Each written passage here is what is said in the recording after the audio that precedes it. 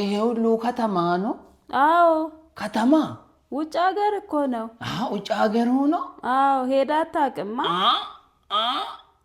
በደንብ ነው ድሮ የሄድከው? ኧረ እባክህ እውነት? የት ነው የሄድከው? ድሮ እናቴ ሱቅ ስትልከኝ ጨው ልገዛ ባለ የእንትን ነው ድሮ ጨው ስንገዛ ራሱ ምን ሰው ውጭ ነው የሚልኩኝ ጨው።